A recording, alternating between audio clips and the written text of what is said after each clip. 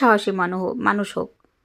আর আমি তো একটা মেয়ে মানুষ, যত সাহস নিয়ে থাকি না কেন তারপরেও তো আসলে ভয় হয় না। এভাবে যদি হঠাৎ করে শব্দ হয়, গেটের ভিতরে ঠাস ঠাস মারতে থাকে, তখন কিন্তু অনেক ভয় লাগে।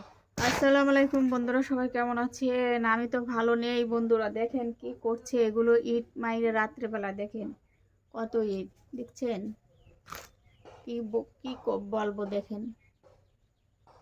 আমি একা, আমার মেয়ে সোনারা চলে গেছে, ওরা যাওয়ার পরে এই অবস্থা দেখেন।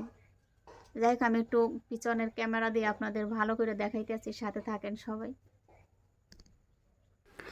আজ একটা রিক্সাওয়ালার যদি বউ হইতাম তাহলে নিরাপদ থাকতে পারতাম। আজ প্রবাসীর বউ বলে রাতের বেলায় এরকম দেখেন, এরকম ইট মারে, ভয় দেখায়।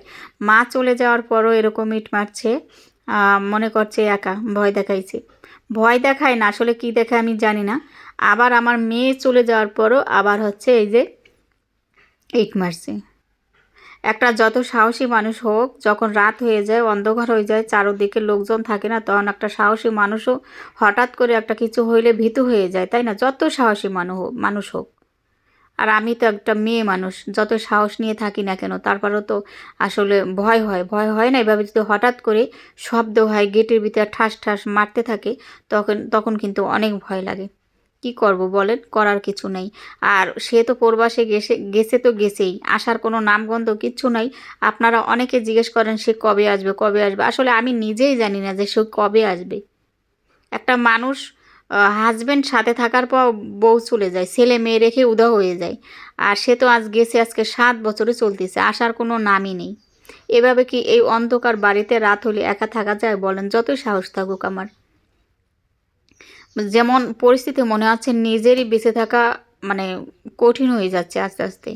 সবাই তো আস্তে আস্তে, প্রথম দিকে তো হয়তো বুঝতে পারে না। আজকেই বাড়িতে উঠছি আমি 4 মাস, 4-5 মাস হয়ে গেছে উঠছি, আস্তে আস্তে সবাই তো দেখতে পাচ্ছে, জানতে আছে যে আমি একা একা থাকি, এখানে কেউ থাকে না, একা থাকি। আবার মাঝে মাঝে আমার আত্মীয় স্বজন আসে চলে যায়, ওরা কেউ থাকে না, সবাই তখন জানে। আর সেই জন্যই হচ্ছে এরকম, এই যে এখন শুরু করছে এরকম ইট মারা। এগুলো হচ্ছে আমাকে ভয়ও দেখায়, কি বলবো, ভয় দেখায় না কি দেখায় আমি জানি না। এই যে দেখেন কত বড় একটা ইট।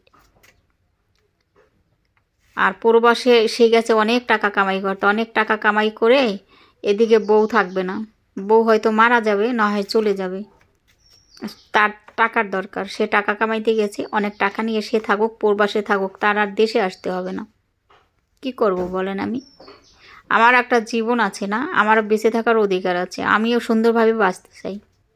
এভাবে রাত হইলে মানে ঘুম হারাম হয়ে যায়, মানে আতঙ্কে থাকি, কখন জানি কি হয়, কখন জানি দেয়ালের ভিতর বাড়ি মারে, কখন জানি গেটের ভিতর দরজার ভিতর বুঝে লাথি মারে নাকি, মানে একটা আতঙ্কে। যখন একা একা থাকি না, বলি তো সাহস আছে, আসলে সাহসের ভিতরেও হচ্ছে অনেকে মানে আতঙ্কেও থাকি। চারোদিকে যে অবস্থা, কার কাছে বিচার দেব বলেন? এই যে এইভাবে করতেছে, কার কাছে বিচার দেবো? দেশে না আছে চেয়ারম্যান মেম্বার, আর যদি আমি বিচার দিই দেখা গেল আরও বেশি করে করবে, কি ঠেকাবে তখন? কার কাছে বিচার দেব? বিচার দিলে তো বিচার তো আসলে নেই, দেশে বিচার আছে? আমার তো মনে হয় না কোনো বিচার হয়। সেজন্যই চুপচাপ থাকি, কি করবো আর বলেন? আপনাদের মাঝেই শেয়ার করি, তাছাড়া আর শেয়ার করার মতন আর জায়গাও আমার নেই। কি করব বলেন? যাই হোক, খাওয়াটা পরিষ্কার করে নিচ্ছি এখন আমি। রাত হইলে মনে হচ্ছে জানি মানে জীবনটাকে মানে হাতের মুঠোয় রেখে থাকা লাগে। রাত্রে উঠে বসে রয়েছি আমি, এরকম শব্দ হচ্ছে আর বসে রয়েছি, কি করব বলেন? না পারি বের হইতে, না বের তো হওয়াই যাবে না রাতের বেলা, অন্ধকার, চারদিকে জঙ্গল, জঙ্গলের ভিতর থাকি আমি। এই জঙ্গল থেকে বের হইতে হবে, একদিকে চলে যাব, দু চোখ যেদিকে যায় সেদিক চলে যাব। আমি যদি কোথাও চলে যাই তখন বদনাম হবে যে যে সংসার, স্বামী মেয়ে হাত সব কিছু রেখে চলে গেছে। মেয়েদের হচ্ছে সব জায়গায় দোষ, দোষ ছাড়া মেয়েদের কিছুই নেই। যাই হোক, কি আর বলবো, বলার কিছু নেই আমার। রাত্রে হলে এরকম অন্ধকার বাড়িতে আসলে একা থাকা যায় না, নিজের জীবনটাকে আগে বাঁচাতে হবে। তারপর হচ্ছে একটা কথা আছে না, বাঁচলে হচ্ছে বাপের নাম, নিজে যদি না বাঁচি বাপের নাম কোত্থেকে বলবো আমি?